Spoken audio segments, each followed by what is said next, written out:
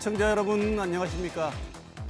일본이 우리나라에 대한 반도체, 디스플레이, 핵심 소재에 대한 수출 규제 조치를 내린 지 1년이 지났습니다. 규제 초창기만 해도 우리나라의 핵심 산업에 타격이 우려됐지만 이들 소재의 국산화와 수입선 다변화로 오히려 우리 경제의 전화위복의 계기가 됐습니다. 하지만 일본의 수출 규제와 한일 양국의 갈등은 1년이 지난 지금도 출구를 찾지 못하고 있습니다. 특히 다음 달부터는 일본 기업 자산의 현금화까지 가능해져 우리 대법원의 강제징용 배상 판결로 불거진 갈등은 또 다른 국면을 맞게 됩니다. 시사톡톡 오늘은 지난 1년간 이어져 온 한일 갈등을 살펴보고 향후 전망과 필요한 대책을 논의해봅니다.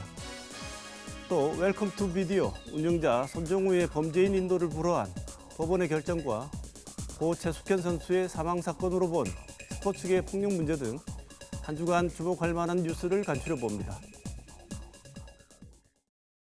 자동차 살 때 망설이는 이유? 렉서스는 걱정 제로. 10년 20만 킬로까지 엔진오일 무상 교체, 24개월 무이자 할부까지 렉서스 프리미엄 하이브리드를 경험하는 이 놀라운 기회를 놓치지 마세요. Advice for newbie surfers. Make sure the wave's not too big and the wind is friendly enough. And then 내 앞의 한계를 있는 그대로 마주할 것. Ford Explorer.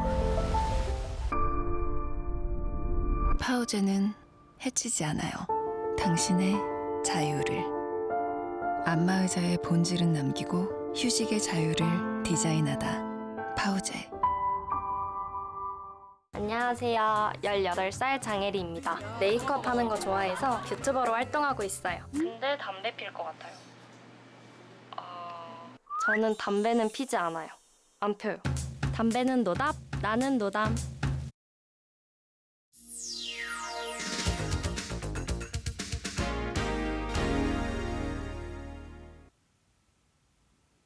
지난 한 주간의 중요 이슈를 짚어보는 시간 뉴스 큐레이션입니다. 오늘도 보도국 김문혜 기자 나와 있습니다. 어서 오십시오.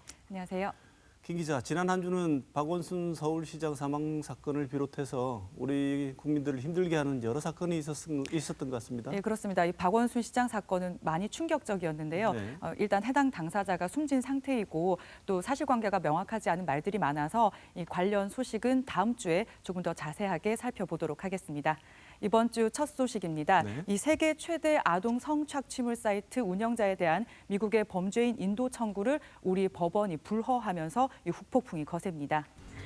특수한 브라우저를 이용해야만 접속할 수 있는 다크웹에 사이트를 만들어서 아동 청소년 성착취물 22만여 건을 유포한 손정우 씨. 손 씨는 징역 1년 6개월의 실형을 살고 지난 4월에 만기 출소할 예정이었지만 미국이 범죄인 인도 청구를 하면서 다시 구속영장이 발부가 됐었습니다. 네. 미국 법무부 요청에 따라서 세 차례에 걸쳐서 신문을 받았다고 하던데요. 네. 우리 법원이 인도를 불허한 이유는 뭡니까? 네, 일단 손 씨는 미국 연방 대배심에서 이 아동 청소년 성착취물 배포 등 9개 혐의로 기소가 됐는데요. 이중처벌 금지 원칙에 따라서 이 자금 세탁 혐의만 대상이 됐습니다.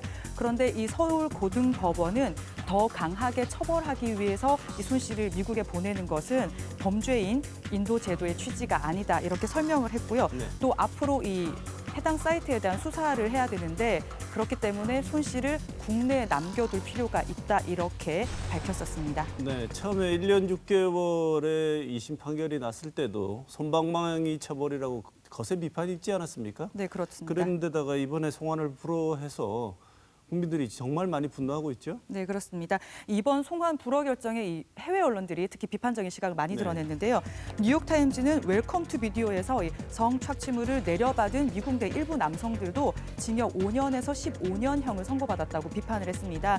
미국 송환이 한국에서 성범죄 억제에 도움이 될 것이라고 기대했던 활동가들에게 실망을 안겼다 이렇게 비판을 했고요. 또 BBC 서울특파원은 자신의 트위터에 한국 검사들은 배가 고파서 달걀 18개로 훔친 남성에게 18개월형을 요구한다면서 손정우 씨에게도 똑같은 형량이 판단이 됐다. 이걸 비판을 했습니다. 네. 최근 10년간 서울고법이 범죄인 인도를 심사한 30건 중에서 불허 결정은 없었다는 점, 그리고 이 범죄 수익 은닉 또한 손 씨에게 적용될 최대 형량이 미국의 한 4분의 1 정도인 5년 정도라는 점에서 이 사실상 우리 법원이 손 씨에게 면죄부를 줬다 이런 비판이 거셉니다. 이 해당 결정을 내린 판사의 대법관 임용을 반대한다 이런 국민청원에 정말 폭발적인 동의가 있었습니다.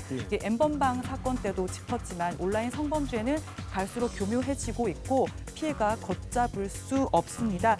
물론 처벌 강화가 능사는 아니겠습니다만 우리 사법당국이 이 시대의 흐름과 국민 정서의 흐름에 부합하는 판단을 하고 있는지 돌아볼 필요가 있겠습니다.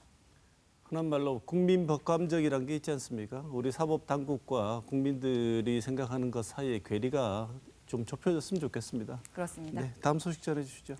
네, 이 지역 최대 현안 중의 하나인 대구 경북 통합신공항 이전이 다시 원점에 설 가능성에 놓였습니다. 지난 3일 국방부 군공항 이전 부지 선정위원회는 이 단독 후보지인 군의군 우보면을 탈락시켰습니다. 네. 이 선정 기준과 주민투표 결과에 부적합하다고 설명을 했습니다. 그리고 대구시와 경상북도 요청에 따라서 이 공동 후보지 신청을 7월 말까지 유예를 했거든요. 네. 그래서 그 공동 후보지에 대한 판단은 이번 달 말까지로 이루어졌습니다.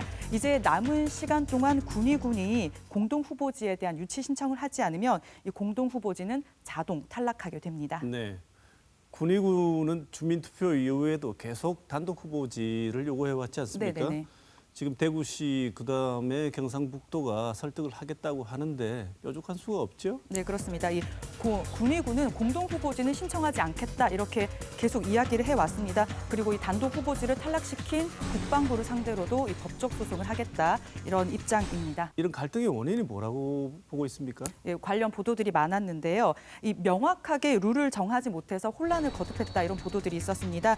특히 분쟁의 소지가 다분한 공동 후보지를 제외하고 단독 후보지만 투표를 했었어야 됐는데 그러지 못했다라는 평을 실었고요. 또 유치 신청권과 주민투표 결과가 일치하지 않는 이 미스매치 문제에 대한 대책은 국방부가 세우지 않고 그냥 사회, 지자체의 합의만 요구하고 있다. 이런 점도 문제로 짚었습니다. 극적인 합의가 있을지 아니면 이전지 결정을 다시 해야 되는 원점으로 돌아갈지 이 데드라인이 점점 다가오고 있습니다. 네, 지금까지의 상황을 보면 난망해 보입니다만 끝까지 그래도 노력은 해봐야겠죠? 그렇습니다. 네, 다음 소식 전해주시죠. 네, 이 트라이애슬론 국가대표 출신 20대 선수가 가혹행위 피해를 호소하면서 스스로 목숨을 끊었습니다. 이 체육계 인권 침해, 폭력 문제가 다시 수면 위로 떠올랐습니다. 지난 연말까지 경주시청 트라이애슬론 팀 소속 선수였던 이 최숙현 선수가 지난달 26일에 스스로 목숨을 끊었습니다. 이 최 선수는 어머니에게 감독과 팀 닥터, 선배 선수들이 가혹행위를 했다면서 이걸 좀 밝혀달라 이런 메시지를 보냈었습니다. 앞서 3월에는 이 최 선수가 감독과 팀 닥터 그리고 선수 2명을 폭행 혐의로 고소를 했고요. 2달 뒤에 경찰은 일단 기소 의견으로 사건을 검찰에 넘겼습니다. 이후에 다른 동료 선수들도 같은 피해를 주장을 하면서 이 경찰에 고소를 한 상태입니다. 네, 이 사건을 보면 가혹행위 그 자체도 문제지만 그 가혹행위가 있게 된 팀의 운영이라든지 가혹행위를 신고한 이후에 경찰의 대응이라든지가 문제로 떠오르고 있죠. 한 언론사는 이 비정상이 나온 비극이라고 헤드라인을 뽑았거든요. 특히 논란의 중심 팀 닥터는 의료 행위와 관련해서 어떠한 면허증도 없는 것으로 확인이 됐습니다. 네. 그리고 가해자로 지목된 한 선수는 전지 훈련비 그리고 팀 닥터는 이 치료비 명목으로 여러 해 동안 수천만 원을 이 선수들로부터 받은 정황도 포착이 됐습니다. 그리고 또 팀 숙소도 이 특정 선수와 어머니 소유인데 거기에 이제 임대를 해서 썼던 점도 보도를 통해서 많이 이야기가 됐는데요. 이 비정상적인 일의 연속임에도 불구하고 이 관리 주체인 경주시 감독은 전혀 받지 않았다. 이런 부분이 또 전문가들이 좀 놀라워하는 대목이기도 합니다. 이 정부 차원의 조사 기구가 마련이 됐고요. 또 경북경찰청은 경주경찰서에 대한 감찰을 이 경상북도도 뒤늦게 경주시와 체육회 감사에 나섰습니다. 이 정정당당을 외치는 스포츠 정신을 찾아보기가 참 힘들었습니다. 이 피해가 발생하고 이 사건이 발생해야만 반짝하는 관심과 개선 의지, 이번을 통해서는 바뀔 수 있을지 지켜봐야 되겠습니다. 지금까지 이번 주 주목할 만한 뉴스 짚어봤습니다.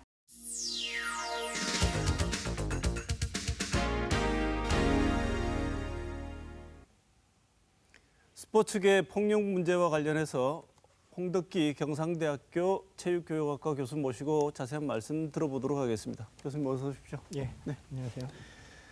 먼저 고 최숙현 선수가 팀 내 가혹행위 등 견디지 못하고 여러 군데다가 호소를 했습니다만 결국 바로잡지 못하고 최 선수가 유명을 달리했는데요.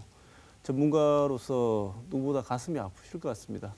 먼저 이 사건을 바라보시는 교수님 심정이나 말씀을 먼저 듣고 제가 질문하고 싶은 내용을 듣고 싶습니다. 예, 일단 고 최숙현 선수의 명복을 빌고요. 유가족께도 위로의 말씀을 전합니다. 국내 체육계에서 사실 이러한 스포츠계의 폭력, 성폭력, 인권 침해 사안들이 하루 이틀의 문제가 아닙니다. 2000년대 초반부터 20년을 넘게 사실 이런 고질적인 문제들이 반복되어 오고 있고 네. 또 최숙현 선수가 2월 달부터 시작을 해서 6군데의 진정을 넣고 도움의 손길을 구했는데도 불구하고 그런 부분들이 제대로 처리되지가 못했다. 그런 점에서 더더욱 이 사건이 너무 뼈아프게 느껴지고 있고요. 네. 저는 이게 개인이 이렇게 참지 못해서 세상을 달리했다라기보다는 사회적인 타살이다 이렇게 생각을 하고 있습니다. 네. 지금 벌어진 일이 정상적인 과정이 아니지 않습니까? 비정상이 어떻게 보면 일상화되어 있었고 이런 비정상 속에서 이런 문제가 발생했는데 경주시청이나 경주시 체육회 이런 관계자들은 이 문제 이런 상황을 제지하거나 바로잡을 수 있는 방법은 없었습니까?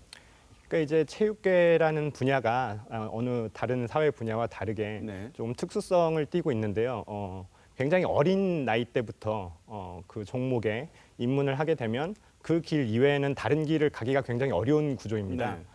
그래서 뭐 미국이라든가 해외 선진국의 경우에는 흔히 이제 공부와 운동을 병행한다라고 하는데 그래가지고 듀얼 커리어 시스템 언제든지 본인이 즐기면서 스포츠를 하다가 전문 체육에 이렇게 끝까지 가지 못하는 경우에는 얼마든지 다른 이제 직업을 찾을 수 있는 그런 이제 제도들이 마련이 되어 있는데요. 우리나라 같은 경우에는 기초적인 학습권조차도 보장이 안 돼 있는 그런 상황이 아주 오랜 기간 지속이 되고 더더군다나 이런 트라이애슬론 같은 비인기 종목 같은 경우에는 선수 자원도 적고 그다음에 이제 감독이라든가 코치라든가 굉장히 그 인적 네트워크가 작다고 해야 할까요? 인기 종목에 비해서 그래서 좀 아무래도 폐쇄적인 속성을 좀 띠고 있다 그런 차원에서 어떤 식으로 이제 문제 제기나 도움의 손길을 구했을 때 그런 것들이 이제 피해자에 대한 2차 가해 이런 식으로 이제 나타나는 경우가 많기 때문에 이 경주시청이라든가 경주시 체육회에서 이 문제를 해결하기에는 아마도 오히려 좀 사건을 덮으려는 초기의 대응이 그런 측면이 많지 않았나 이렇게 개인적으로 진단을 하고 있습니다. 과정 자체보다는 결과에 너무나 집중하는 이런 엘리트 체육의 민낯이 결국 이런 비극을 낳을 수 있는 자양분이 됐다. 근절이 되지 않는 이유가 된다. 이렇게 말을 하는 지적들이 많은데요. 교수님 생각은 어떠십니까? 그러니까 이게 저희가 1970년대에 이런 이제 시스템들이 구소련의 시스템을 사실 따가지고 온 거거든요. 박정희 정권 때.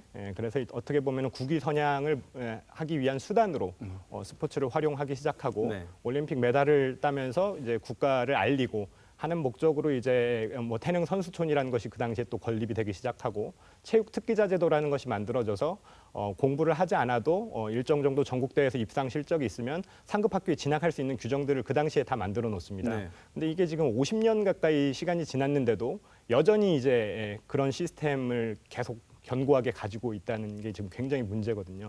그래서 이제 아주 어린 시절부터 들어왔을 때 학부모 같은 경우에도 감독이라든가 뭐 부조리한 상황이 있어도 자기 자녀의 진학 문제가 걸려 있기 때문에 쉽사리 얘기를 하기가 어려운 이제 구조라는 거죠. 그리고 직장 운동부에 간다 하더라도 그 안에서는 또 선수가 생계의 문제잖아요. 진학의 문제가 아니라. 그렇기 때문에 이제 본인이 이제 감독한테 잘 못 보이거나 뭐 이번 사건 같은 경우에는 뭐 흔히 이제 팀 닥터라고 불리었던 안 트레이너 그 분의 이제 그런 뭐라 그럴까 굉장히 권한이 막강했던 것이죠. 그래서 그런 구조적인 문제들이 바뀌려면 이제는 시대가 바뀌었다. 그래서 국가주의로 대변되는 이제 메달만 따면은 과정은 전혀 무시돼도 상관없는 그러한 시스템은 지금 더 이상 사회에서 유지되기 어렵다.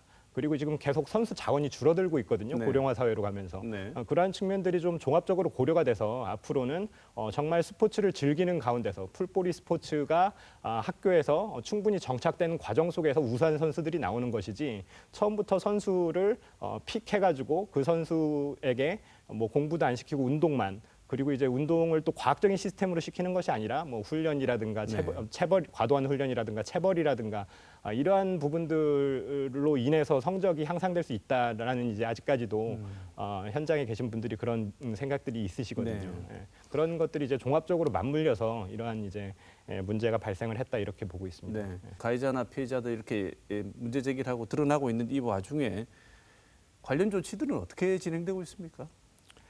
지금 고 최숙현 선수가 이제 6군데에 이제 이 사안에 대해서 도움을 구했는데 네. 그게 이제 뭐 경주시 체육회도 포함이 되고 네. 그다음에 이제 대한 트라이애슬론 철인 3종 연맹 그다음에 대한체육회 스포츠 인권 센터 그다음에 국가인권위원회 이런 것들에 이제 진정을 했는데도 이게 제대로 조사가 안 된 부분이거든요. 학계에서는 섬 문화라고 해요. 네. 고립돼 있는 섬처럼 그 안에 섬. 갇혀가지고 네. 육지에 나오지 못하고 그 안에서만 네.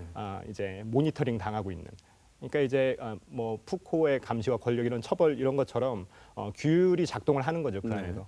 그리고 그 안에서 혹시 설사 문제가 발생하더라도 이제 굉장히 폐쇄적인 속성을 띠고 있고 그 다음에 그 안에 검은 카르텔이 작동을 하기 때문에 굉장히 제 식구 감싸기라든가 온정주의라든가 그래서 뭐 피해를 처벌을 받더라도 다시 또 몇 년 후에 다른 또 단체 또 감독을 한다든지 지도자를 한다든지 이렇게 복귀하는 사례들이 많은 거죠. 이 문제를 해결하거나 개선하기 위한 구체적인 노력들이 있습니까? 예, 사실 이와 유사한 사건들이 계속 발생을 해왔는데요. 네. 예를 들면은 작년 1월에 이제 쇼트트랙에서 조재범 전 국가대표 네. 이제 코치가 이제 성폭행하는 사건이 있어서 굉장히 전 국민적인 공분을 샀거든요. 네. 그래서 이제 정부의 5개 부처가 이제 민관 합동기구를 만들어서 스포츠 혁신위원회라는 이제 위원회를 구성을 했어요. 그래서 1년간 이제 운영을 하면서 이거는 드러난 현상만 이제 고칠 게 아니라 구조 시스템을 바꿔야 된다. 우리가 흔히 이제 공장에서 불량품이 나오면 불량품을 망치로 이렇게 쳐가지고 고친다고 그 하나가 끝나는 게 아니라 불량품이 계속 나오는 시스템을 고쳐야 되는 거잖아요. 네. 그런 측면에서 이제 스포츠 혁신위원회가 7차례에 걸쳐서 권고문을 이제 발표를 했습니다. 네. 저도 이제 스포츠 혁신위원회 위원으로 이제 참석을 해서 1년간 이제 그런 과정들을 거쳤는데요. 네. 그런 이제 7개 권고문들이 지금 제대로 이행이 되고 있지 않은 상황인 거죠. 네. 그것들을 현장에 계신 이제 특히 전문 체육인 분들께서는 당신들이 현장의 체육에 대해서 아냐, 네. 뭐 이런 걸로 이제 반대 논리를 펴시는 거죠. 당신들은 현장을 모르니까 우리는 이것을 받아들일 의지가 없다 이렇게 얘기하는 걸 두고 볼 수는 없지 않습니까? 답은 이미 스포츠 혁신위원회에서 제시한 7가지 권고문도 있고 이게 20년 가까이 이제 진행이 된 사안이기 때문에 충분히 연구가 되었고 답은 나와 있다. 다만 이거를 현장에 어떻게 연착륙시키느냐의 문제다. 네. 현장의 관계자들을 이해시키고 설득시키고 그다음에 또 정부에서는 대통령이라든가 이제 청와대라든가 정부에서는 의지를 보여줘야겠죠. 그래서 이제 단순히 이런 사건이 한번 터지고 나서 소나기 지나가면 또 괜찮겠지 하는 마음으로 왜냐하면 또 정부 공무원들은 또 1, 2년에 한 번씩 또 돌잖아요. 네. 보직을. 네. 그래서 이제 자기 일이 또 아니라고 생각하기 때문에 그런 측면들이 좀 문제다. 네. 그리고 정치권에서도 굉장히 이 문제를 체육이 어떻게 보면은 국민의 삶에 있어서 굉장히 중요한 가치를 가지고 있거든요. 네. 지금까지는 이제 그러한 측면들이 어떻게 보면 결과지상주의라든가 메달이라는 아주 극소수의 분야에 한정되어 있었다라면 이제는 모든 국민들이 삶을 윤택하게 하는 데 있어서 스포츠를 향유하는 가치 이런 것들을 좀 더 높일 필요가 있다. 이러한 이제 인식 개선들이 같이 이루어져야겠죠. 네. 그래서 스포츠혁신위원회가 구체적으로 제시한 안 중에 하나가 굉장히 구체화돼 있고 실천 가능하다고 제시한 안이 스포츠 윤리센터를 설립을 해라. 예. 그리고 이것을 뭐 실제로 출범을 앞두고 있지 않습니까? 예. 여전히 이 출범하는 스포츠 윤리센터에 더 추가돼야 될 부분이 있거나 이거 이외에 이번 사태를 보시면서 체육계에 하고 싶은 말씀이 있으면 끝으로 한 말씀 주시죠. 예. 사실은 스포츠 혁신위원회의 1차 권고문의 핵심적인 내용이 스포츠 인권센터를 설치하라는 네. 거였습니다. 근데 이게 이제 법안 발의 과정에서 인권이란 말이 윤리라는 말로 바뀌었어요. 네. 사실은 인권이라는 건 이제 인간이라면 누구나 누려야 할 권리라는 측면에서 본다라면 윤리는 훨씬 더 옳고 그름의 문제잖아요. 네. 그렇기 때문에 훨씬 더 좁은 개념이거든요. 그다음에 그 스포츠 윤리센터의 센터장은 적어도 상근직이어야 된다. 그리고 이 센터는 적어도 세 가지 측면에서 기본 전제를 가져야 되는데 독립성, 전문성, 신뢰성 요 세 가지를 갖춰야 된다. 근데 지금은 문체부 산하에 지금 윤리센터를 두는 걸로 되어 있어서 네. 이게 과연 독립적인가? 문체부의 예산을 전부 다 받고 수행하는 센터가 어떻게 보면은 이제 뭐 국장급이라든가 아니면 이제 퇴직한 공무원들을 위한 자리 하나 마련해주는 그런 형태가 될 수도 있는 거거든요. 그런 측면에서 이제 독립성, 전문성도 그렇게 되면 문제가 되죠. 네. 그리고 이제 피해자들이 정말 신뢰할 수 있는가? 감독이라든가 주변의 선배라든가 눈치 안 보고 정말 신고했을 때 피해자에 대한 2차 가해 없이 신속하게 대응을 할 수 있는가 이러한 측면에서 지금 현 상태로 다음 달에 예정된 윤리센터의 기능 가지고는 부족하다. 이렇게 생각을 하고 있고요. 네. 그다음에 이제 저희가 좀 장기적인 관점에서 봤을 때는 저희가 이제 3P라고 하는데 프로텍션, 프리벤션, 프로모션. 그래서 이제 프로텍션은 보호입니다. 말 그대로 네. 피해자를 보호하는. 어떻게 보면은 생존자라고 생각을 해요. 네. 이렇게 이제 두드려 맞고 폭행을 당하고 인권 침해를 당하는 상황들이 정상으로 느껴질 것처럼 아주 어린 시절부터 이것들이 수십 년간 반복돼 왔기 때문에 이러한 사건들이 벌어질 수밖에 없었던 것은 어떻게 보면 우연히 겹쳐서 됐다기보다는 전 필연이었다. 그리고 앞으로도 이번 기회를 통해서 바꾸지 못하면 5년 뒤, 10년 뒤에도 제2의 이런 사태들이 또 발생을 한다. 그런 차원에서 좀 국가에서 엄중하게 이 문제를 좀 봤으면 좋겠고 특히 언론에서도 지속적인 관심을 좀 가져주셨으면 좋겠어요. 그래서 네. 프로텍션 측면뿐만 아니라 프로텍션은 사실은 표면에 드러난 것들을 고치는 과정이잖아요. 네. 프리벤션, 예방이 사실은 더 중요하죠. 네. 그리고 프로모션, 결국에 이제 스포츠를 통해서 국민들이 어떻게 삶의 가치를 더 높일 수 있는지를 더 다 같이 고민하는 그런 이제 패러다임의 전환이 이루어져야 된다. 네. 이렇게 생각을 합니다. 네. 오늘 스포츠계 폭력 문제와 관련해서 홍덕기 경상대 체육과 교수님 모시고 좋은 말씀 많이 들었습니다. 다시 한번 고 최숙현 선수의 명복을 빌겠습니다. 예. 오늘 말씀 고맙습니다. 예, 감사합니다.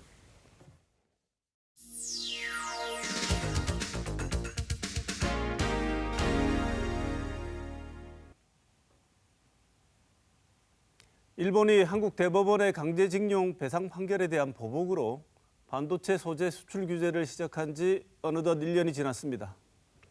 일본의 수출 규제는 반도체 핵심 소재의 국산화와 수입선 다변화로 오히려 우리 경제에 전화위복이 되기도 했습니다.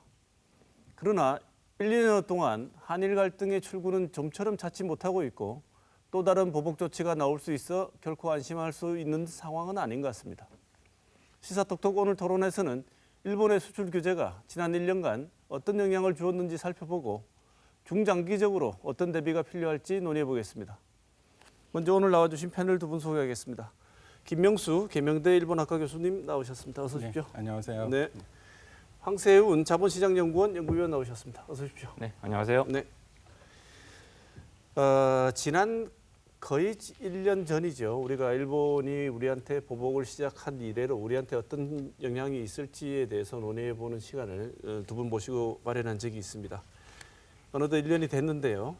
그 당시 일본이 기습 조치를 통해서 일본이 노린 효과, 일본 셈법대로 되어가고 있다고 보십니까? 아니면 오히려 자기들이 둔 수에 자기들이 말리고 있다고 보시는지 그것부터 먼저 한번 짚고 넘어가실까요? 김명수 교수님 먼저 말씀 주시죠. 아베 내각의 노림수. 네. 네. 저는 일단 기본적으로 이것이 시작된 게 우리나라 대법원에서 강제징용 배상 판결 이 부분과 또 하나가 한일 양국 정부의 위안부 합의 이 부분에 대한 파기 부분이 일단 계기가 됐다고 보기는 하는데 보다 궁극적인 아베 정권의 로드맵이 있었다고 생각을 하거든요. 네. 그 하에서 이제 이런 돌발 사건이 일어났던 거고 그래서 그거를 잘 활용하고 있다. 즉 헌법 개정과 관련된 부분이 분명히 있다고 생각을 하고요. 이 아베 내각 입장에서 헌법 개정이 왜 중요하냐 하면 오랫동안 준비를 해왔잖아요. 일본 아베 수상이 상당히 상징적인 인물이긴 하지만 그 뒤에 있는 일본 회의를 비롯한 여러 일본 우익들이 수십 년 동안 꾸준히 요구해오고 준비해왔던 부분이거든요. 근데 드디어 이걸 할 수 있는 그런 조건이 마련되었다고 생각을 했는데 그것과 관련된 여러 가지 로드맵과 관련해서 이거를 우리가 살펴봐야 되지 않을까 이렇게 생각이 들고요. 당시에 북한으로 전략 물자가 유출될 가능성 네. 뭐 이런 것도 지적하고 했는데 이건 명분에 불과하다 이런 생각이 좀 듭니다. 또 하나 우리나라 이 전략 물자와 관련된 부분이 우리나라 언론 보도를 근거로 했던 거잖아요. 네. 이 부분에 대한 지적도 있었고요. 그 효과는 글쎄요, 좀 별로 없었다고 생각을 하기는 하는데 네. 이후에 전개 상황을 보면 일본의 의도대로 흘러가지 않은 부분 분명히 있고요.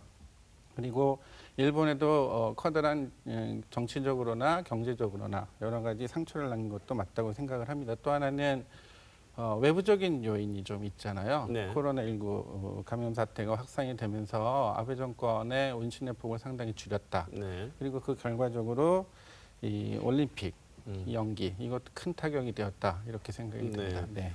외부 변수도 있었지만 어쨌든 스텝이 좀 꼬여있다. 네. 네. 황 박사님 어떻게 생각하십니까? 네, 일단 아베 정부가 아베 정권이 노렸던 그런 효과들이 제대로 나타나고 있지는 않다고 봐야겠죠. 네. 그리고 사실상 이제 이 세 가지 반도체 생산과 관련된 세 가지 물품에 대한 이제 수출 규제를 단행을 한 거잖아요. 네. 그렇게 됐을 때 실질적으로 우리나라 반도체 생산에 조금 위축이 나타났다거나 이런 현상들이 나타났다면 아베 정권의 그런 이제 의도가 먹히고 있다라고 해석을 할 수 있을 텐데 우리나라 반도체 가장 중요한 산업이잖아요, 지금 네. 현재. 그렇죠. 그렇지만 반도체 네. 생산에 있어서 실질적으로 거의 영향이 없다라는 것이 일반적인 평가입니다. 저도 네. 개인적으로 봤을 때는 사실 거의 지금 영향이 없다라고 봐야 되는 거니까 오히려 반도체와 관련된 그런 이제 소재의 국산화를 오히려 앞당기는 방향으로 지금 상황이 전개가 되고 있거든요. 네. 이런 현상은 결국은 아베 정권의 그러한 이제 한국에 대해서 가장 아픈 부분을 건드림으로써 이제 한국 내에 이 여론을 악화시키고 자기 지지 기반을 오히려 이제 강화시키는 네. 뭐 이런 효과들을 노렸을 것 같은데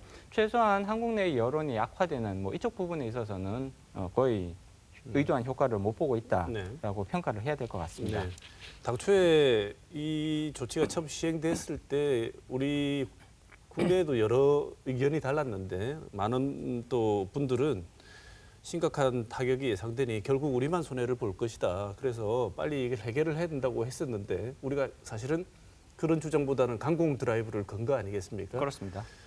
그렇게 사실 정면 승부를 했다고 네. 볼 수가 있죠. 그래서 결국 열고 봤더니 우리는 결국 큰 타격이 없었다. 네. 그리고 요즘 이렇게 나오는 얘기는 오히려 우리는 타격이 없었는데 우리한테 수출을 안 하는 바람에 일본 기업들이 지금 죽을 맛이라고 아우성을 치고 있다는데 김은수 교수님, 지금 불매운동 하고 난 지도 꽤나 됐지 않습니까? 네.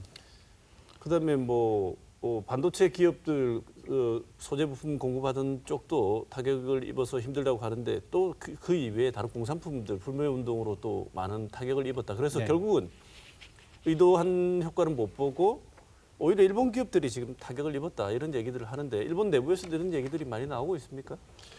근데 그게 조금 저희 아까 그 황 박사님하고도 잠깐 얘기를 했었는데 일본의 언론에 생각보다 등장을 안 해요. 네. 찾아보고 검색을 해보고 해봐도 한국의 수출 규제 강화와 관련해서 한국의 피해가 어떻고 일본의 피해가 어떻고 이런 얘기가 거의 등장을 하지 않고요. 네.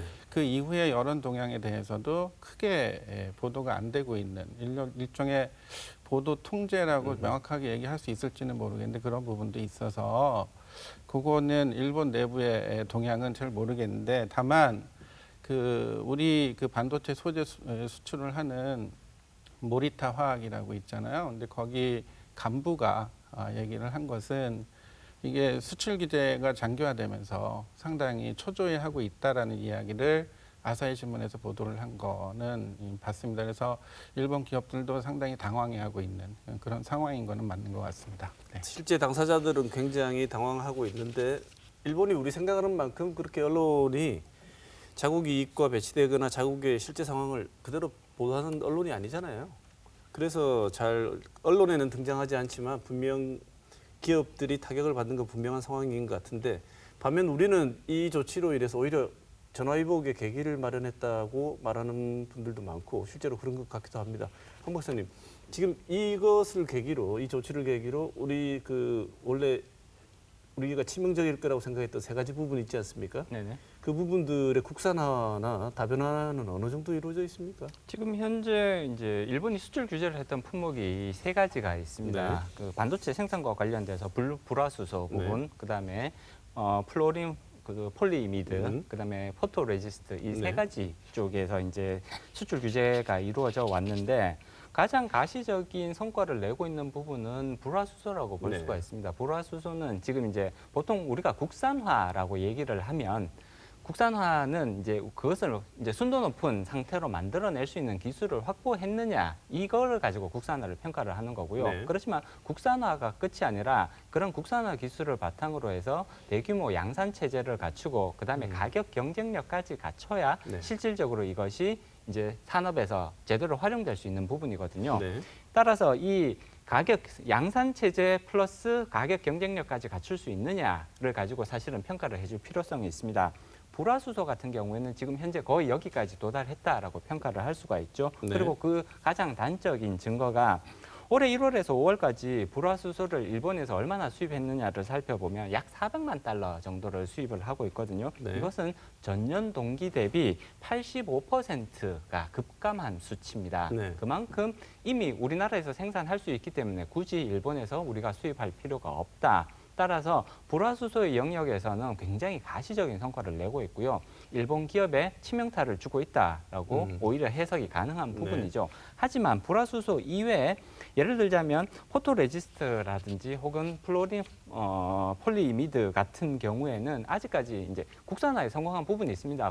폴리이미드 같은 경우에는 국산화 자체는 성공을 했습니다. 그렇지만 대규모 양산 시설과 가격 경쟁력을 갖추는 그러한 경지까지는 도달하지 못했다라는 평가를 해야 될 것 같고요. 그 대신 수입선 다변화를 통해 가지고 일본 의존도 자체를 떨어뜨리는 방향은 찾고 있는 거지요? 네, 그렇습니다. 일본에 대한 의존도를 떨어뜨리는 그러니까 예를 들자면 벨기에 같은 그런 국가들로부터 이제 수입량이 늘어나고 있고 빠른 속도로 늘어나고 있는 것은 사실입니다. 수입선 다변화도 굉장히 중요한 방향성 중에 하나가 될 텐데요.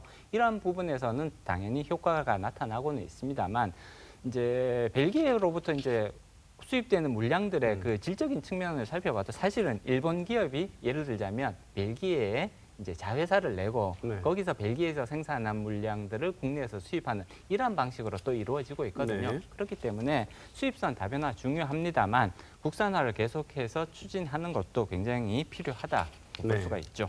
노재팬 운동을 1년간 그동안 꾸준히 해왔습니다. 그래서 처음에 우리 이 불매운동에 불을 지폈던 여러 얘기들 중에 한국인들은 금방 뜨거워지고 금방 식는다. 그래서 우리가 그때도 우리가 정말 그 냄비인지 뚝배기인지 한번 해보자고 했는데 잘 식기는 식었었죠, 그동안. 근데 이 운동은 식었다고 보기에는 너무나 지속적이고 꾸준히 전개되는 것 같습니다.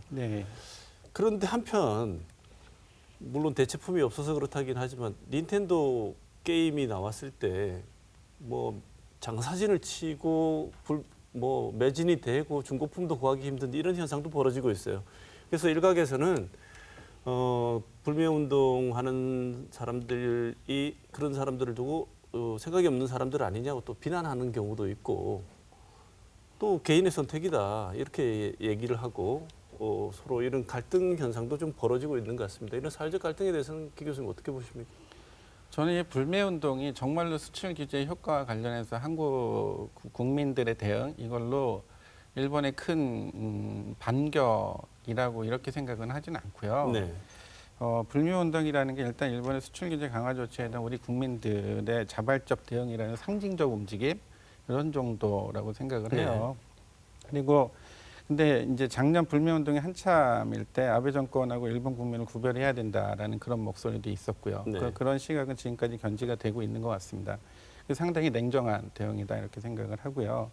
근데 이제 저희가 잘 생각을 해야 될 게 일본이 여러 가지 문제 갈등을 일으키고 있다고 해서 옆에 있는 일본한테 이사 가라고 할 수 있는 문제는 아니니까 어찌되었건 가깝고도 먼 이웃이잖아요. 이제 공존할 수 있는 그런 계기를 만드는 게 좀 중요할 것 같고요.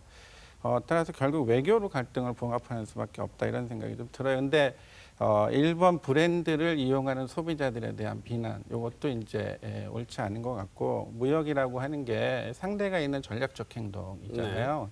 이런 전략적 행동이기 때문에 무조건 불매 운동 이렇게 외치기는 좀 어려운 것 같습니다. 그리고 또 하나는 우리의 무역 구조 자체가 아까 황 박사님도 말씀을 하셨지만 이게 무역 구조가 개선되지 않는 상황에서 결국 우리한테 피해로 다가올 수 있는 부분도 분명히 있다고 생각이 들거든요. 그래서 정부의 외교적 해결 이게 이제 지속적으로 같이 병행되어야지 이렇게 사회적 갈등 이 부분도 같이 줄어들지 않을까 생각이 듭니다. 네.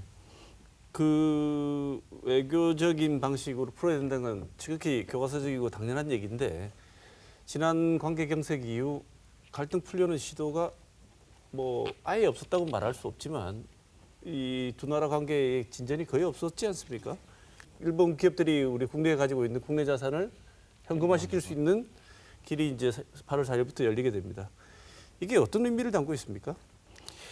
그 예전에 2018년 이전에 대법원에서 강제징용과 관련해서 배상 판결이 나왔고요. 배상 판결과 관련해서 일본 기업에 배상하라고 얘기했지만 그거에 대해서 거부를 했고 그리고 일본 외무성을 통해서도 몇 번 촉구를 했지만 그에 대한 입장이 나오지 않고 있고요. 그래서 우리나라에서 일본 기업이 가지고 있는 한국 내 자산 이거에 대한 압류 조치 그리고 이거에 대한 현금화를 요청을 했죠.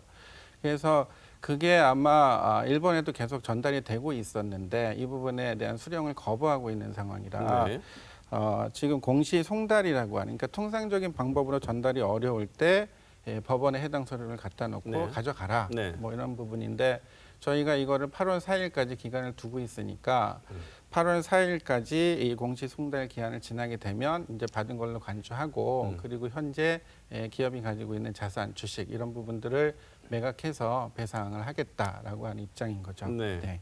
김 교수님 보시기에는 우리가 이걸 단행을 실제 할 경우에 내심 일본에서는 하기를 기다리고 있다고 생각하지 않으십니까? 뭐 갈등을 야기를 하는 게 본인들한테 유리하다고 판단을 하고 있을 거라고는 생각이 들기는 들어요. 근데 이제 여러 가지 정치적 부담이라든가 외교적 그리고 세계 이목도 있는 부분이 있으니까 이렇게 좀 신중해야 될 것 같기는 합니다. 근데 일본의 추가 보복 조치와 관련된 부분이 분명히 있을 거라고 생각이 들거든요. 만약에 현금화해서 배상을 실제로 실시를 했을 경우에. 근데 이 부분도 역시 보통 부품, 소재, 장비와 관련된 부분에 집중을 할 것이고 그리고 제조업과 관련해서 중소기업이 특히 장비와 관련해서 상당히 의존도가 높잖아요.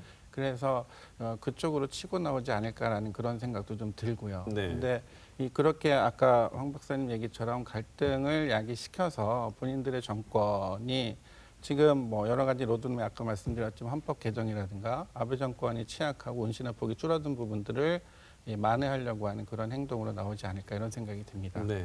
황 박사님, 우리가 국내 자산, 일본 기업 국내 자산을 현금화하는 조치를 단행하면 바로 추가 보복 조치를 하겠죠? 그럴 가능성 이미 상당히 준비하고 있겠죠, 사실은? 그럴 가능성 상당히 높다고 봐야 될 것 같고요. 이미 시나리오가 완성되어 있다고 봐야 될 것 같습니다. 일본이 이제 추가로 낼 수 있는 조치들, 물론 이제 경제적인 조치들과 비경제적인 조치들이 있겠죠. 비경제적인 조치들이라면 예를 들자면 한국인들에 대한 뭐 비자 면제 뭐 이런 것들을 이제 중단한다든가 뭐 이런 이제 비경제적인 조치들도 있습니다만 가장 중요한 의미가 있는 건 역시 돈과 관련된 부분이기 때문에 경제적인 제재 조치라고 볼 수가 있습니다. 일본이 그럼 과연 어떠한 경제적 조치를 제재 조치를 꺼낼 수 있을 것이냐 몇 가지 이제 형태로 생각을 해볼 수가 있을 텐데요. 우리나라 기업들이 일본에 많이 진출해 있습니다. 그래서 그런 일본 기업들에 대한 세무 조사를 강화한다는 뭐 이런 방식들 그리고 이제 일본에 거주하고 있는 지금 우리나라 국민들이 일본에 많이 거주하고 계시는데 우리 국민들이 한국으로 이제 송금을 할 때 이제 그런 송금에 대한 본국 송금 규제 같은 방식이 될 수도 있고요. 그다음에 일본이 우리나라도 일본 제품을 많이 수입하고 있습니다만 우리도 일본에 수출도 많이 하고 있거든요. 따라서 한국 제품 수입에 대한 관세를 강화한다는 조치. 그래서 일본이 만약에 이런 조치를 취하게 되면 우리나라 정부도 동일한 방식으로 규제를 그 제재 조치를 가할 수가 있습니다. 우리나라 지금 일본 기업들 많이 들어와 있거든요. 네. 그러면 일본이 세무조사를 강화한다면 우리도 세무조사 강화로 대응할 수가 있는 부분이고요. 본국에 대한 송금 규제를 한다면 당연히 우리나라 정부도 동일한 방식으로 제재 조치를 가할 수가 있습니다. 따라서 다른 종류의 제재 조치들은 생각해 볼 수 있는 옵션인 것은 분명합니다만 우리가 동일한 방식으로 대응할 수 있기 때문에 그 효과가 크기는 조금 어렵다. 네. 그렇다면 결국은 가장 효과가 나타날 수 있는 부분이 한국에 대한 소재 부품 장비에 대해서 추가적으로 수출 규제를 단행하는 것이다라고 해석해 볼 수가 있습니다. 네. 지금 반도체 같은 경우에는 수출 규제가 오히려 독이 되고 있다라는 평가들이 나오고 있습니다만 상당수의 소재 부품 장비, 특히 중소기업들에 대한 소재 부품 장비들 중에는 단시간 안에 이것이 대체되기는 상당히 어렵다라고 평가할 수 있는 부분들이 상당히 있습니다. 네. 많습니다. 네. 그렇기 때문에 일본이 소재나 부품이나 특히 장비 같은 경우에는 단기간 안에 장비를 대체할 수 있는 가능성은 상당히 떨어지거든요. 네. 따라서 여기에 대해서 수출 규제를 가하게 된다면 결국은 한국에 있는 중소기업들 경우에 따라서는 대기업까지도 상당한 피해를 가할 수 있다라는 그런 판단을 내릴 가능성이 충분해 보이고요. 따라서 네. 이 부분에 대해서 조금 더 집중적으로 제재 조치들이 나타날 가능성이 있습니다. 일본 아베 정권 입장에서는 지금 코로나19 대응 잘못해서 혼나고 있고 여러 가지 지금 상황적으로 정치적인 어떤 지지도나 이런 걸 볼 때 치명적인 상황까지 몰린 것 같습니다. 이럴 때 주로 쓰는 방법이 외부의 적을 끄집고 들어와서 자기들을 출구 전략으로 삼는 것인데 내심 바라고 있을지도 모른다. 우리가 이 조치를 단행해 주기를. 그래서 한일 갈등을 보다 더 격화시켜가지고 출구 전략으로 삼을 가능성이 있다라고 생각하는 분들이 많은 것 같습니다. 김 교수님 동의하십니까? 저는 충분히 가능한 시나리오라고 생각이 듭니다. 근데 한국에서도 널리 알려진 부분이 있잖아요. 2018년에 사학 스캔들이 있었고 2019년 작년에는 벚꽃 스캔들이라고 있었고요. 2020년 올해도 벌써 카지노 스캔들. 그다음에 아베 총리 측근 국회의원 부부죠. 돈 선거 관련된 부분. 그래서 계속해서 몰리고 있는 상황인 건 맞고요. 그게 여론조사 6월 19일 날 그 실시한 여론조사를 보면 아베 정권, 아베 내각에 대한 지지율이 36%밖에 안 되거든요. 네. 이것도 계속해서 하락하고 있고 더 낮은 조사 결과도 있어요. 21.6%도 있고 아사히 신문 같은 경우는 31%도 있거든요. 그래서 현재 상황에서 취할 수 있는 카드가 그렇게 많지는 않은 것 같다.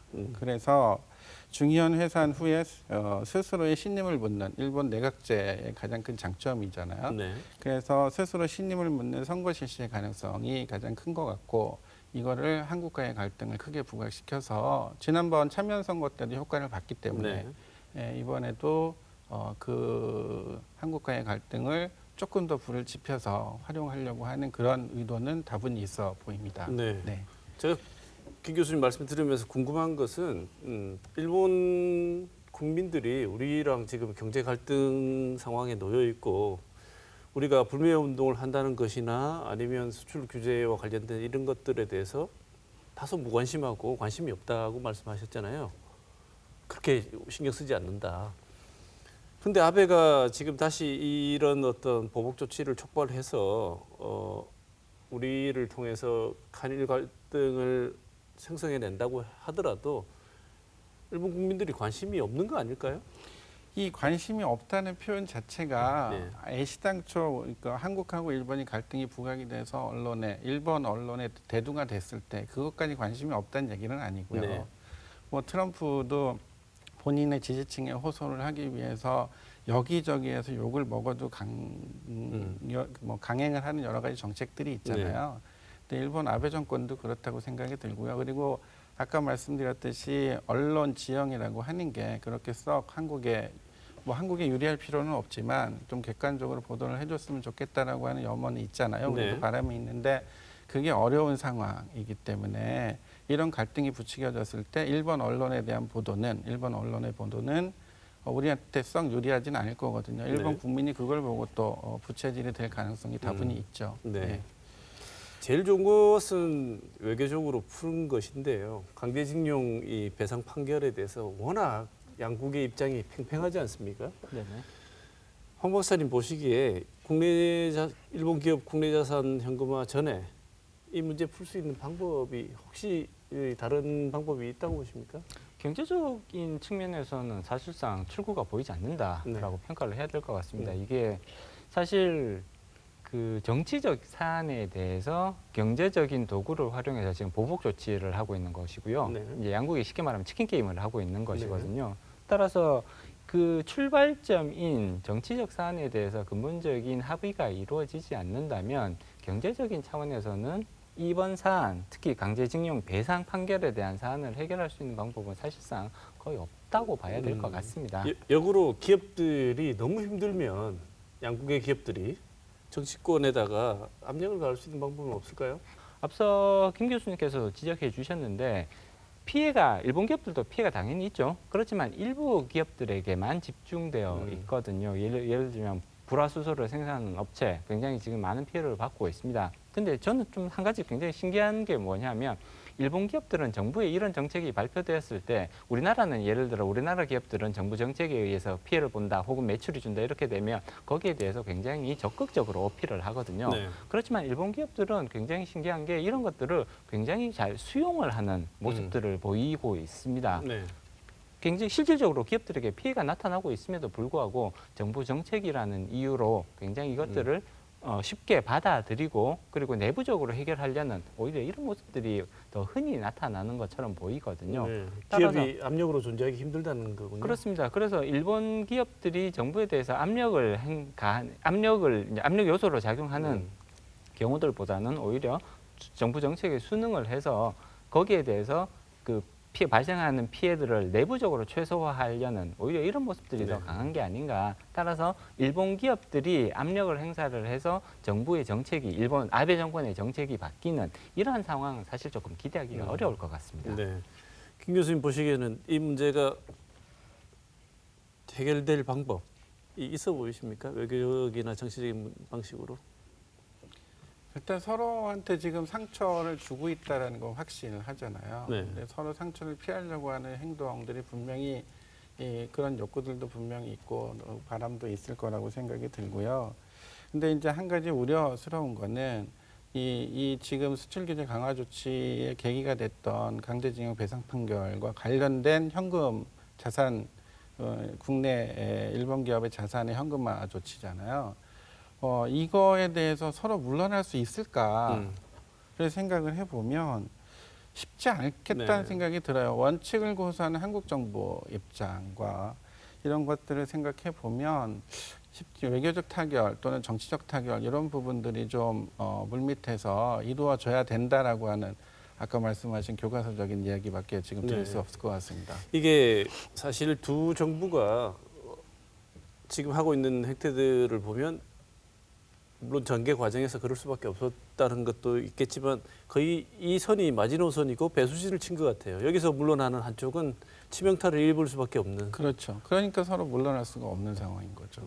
그러면 이렇게 우리 법원 판결까지 있었고 송달까지 해서 날짜를 특정해 놨는데 우리가 일본 눈치를 보고 집행을 안 한다는 또 비난이 있을 가능성이 크지 않습니까? 그럼 우리 정부로서는 또 할 수밖에 없을 텐데 하게 되면 또 저쪽은 일본은 기다렸다는 듯이 준비를 하고 있고 수출 규제가 또 그러면 이제 예상되는 시나리오대로 간다면 뭐 착착 진행이 돼서 저쪽이 추가 경제 보복 조치를 만약에 단행한다면 그 전에 우리 정부나 기업이 뭘 준비하고 있어야 될까요?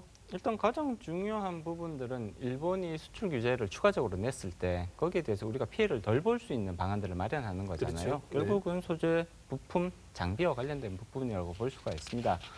일본이 지금 반도체에 대해서 소재 부품, 그러니까 반도체 소재에 대해서 수출 규제를 했는데 실질적으로 별 효과가 없더라. 따라서 일본도 다음번에 수출 규제를 하게 된다면 그 항목들도 대단히 신중하게 고를 가능성이 높다고 볼 수가 있습니다. 이게 과연 한국이 얼마만큼 국산화를 빨리 진행할 수 있느냐, 그리고 일본 이외의 지역, 특히 이제 주로 유럽이 되겠죠. 유럽에서 일본을 대체할 수 있는 그런 기술들을 얼마나 확보하고 있느냐, 이런 부분들을 감안을 해서 사실 국산화도 쉽지가 않고 유럽에서도 뚜렷하게 대체 상품이 없는 이런 쪽에서 수출 규제가 단행될 가능성이 상당히 높다고 볼 수가 있습니다. 그리고 이런 경우라면 대부분 국산화나 대체선을 찾는데 시간이 많이 걸릴 가능성이 높거든요. 최소 3년, 길게는 5년 이상의 시간이 걸릴 가능성들이 높다고 예상해 볼 수가 있습니다. 따라서 이렇게 수출 규제가 나타났을 때 여기에 대해서 피해를 최소화할 수 있는 방안들, 결국은 민간 기업과 정부의 협력 체계를 강화하는 그런 모습들이 나타나야 될 것 같고요. 이번 반도체 소재 국산화 과정에서 민과 관이 굉장히 신속하게 협력해 왔다는 평가들이 많습니다. 그리고 정부가 적극적으로 소부장 육성을 위해서 규제를 완화했던 그런 경험들을 가지고 있거든요. 이런 경험들을 바탕으로 해서 향후 그런 소재 부품 장비에 있어서 수출 규제가 나타났을 때 어떠한 방식으로 산업 규제를 완화를 해줘야 우리의 소재 부품 장비 산업들이 발전할 수 있는가, 여기에 대한 고민이 반드시 이루어져야 될 것 같고요. 이런 부분들로 조금 더 많은 노력들이 이루어져야 될 것 같습니다. 네. 일본이 수출 규제를 단행한 지 1년이 지났습니다. 지난 1년간 어떤 것들을 느끼셨는지 마무리 발언으로 두 분께 듣고 오늘 토론을 마무리 지어야 할 것 같습니다. 김 교수님 먼저 말씀 주시죠. 네.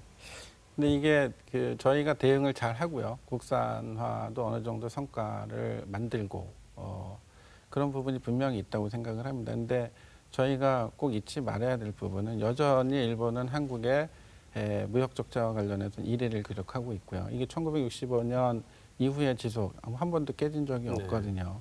그러니까 그런 무역 의존도가 개선되지 않고 그리고 해소되지 않은 상황에서 정말로 강대강으로 갔을 때 어떤 결과가 나타날까 좀 신중하게 고려를 할 필요가 있다. 네.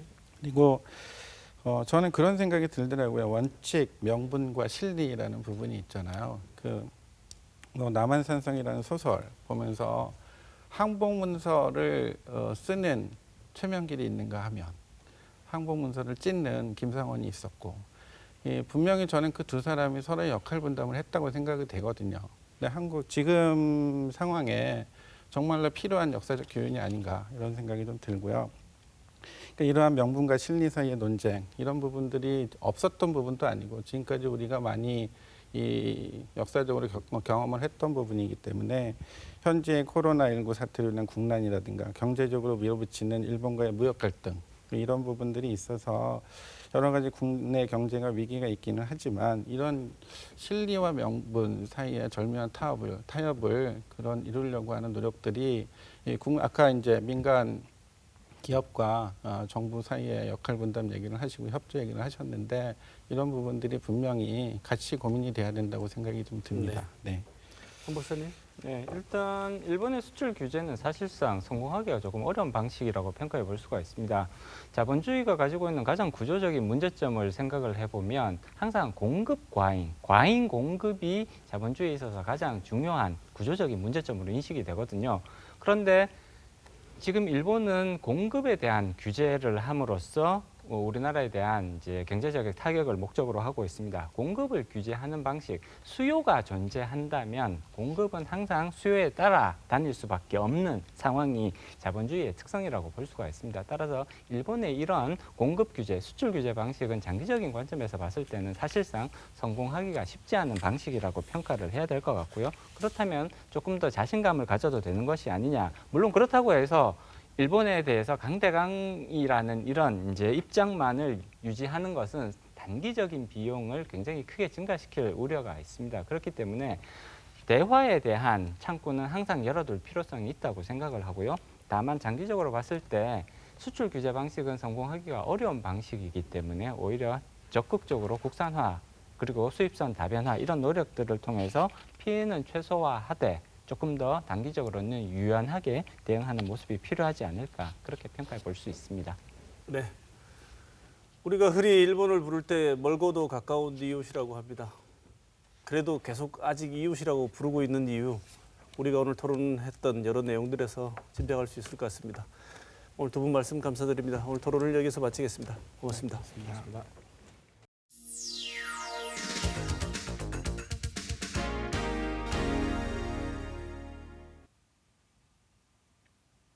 손정우는 세계가 주시해온 성착취 범죄자입니다.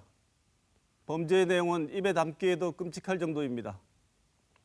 국민 법감정에 부합할 정도로 적정한 형사처벌이 이루어지지 못했다. 또 수사기관과 법원도 기존의 수사와 양형 관행에서 탈피해 재발 방지를 위한 노력을 해야 한다. 과연 누구의 말일까요? 이상은 이번 범죄인 인도를 거부하면서 밝힌 담당 재판부의 판결문에 있는 말입니다. 우리 국민들이 자국민을 미국으로 보내 처벌받기를 지속적으로 요구해왔고 지금 이렇게 분노에 차 있는 이유가 바로 그 법원 판결문에서 밝힌 이유 때문입니다. 유체이탈 화법을 여기에서 또 보게 됩니다. 그동안 문제로 제기되어 온 법원의 성감수성에 대한 관행을 왜 이 재판부는 스스로 탈피하지 못하고 충고만 하고 있는지 묻고 싶습니다. 1년 6개월을 선고한 2심 법원이 감형 이후로 이미 가정을 이루고 있어 이를 감안했다고 합니다.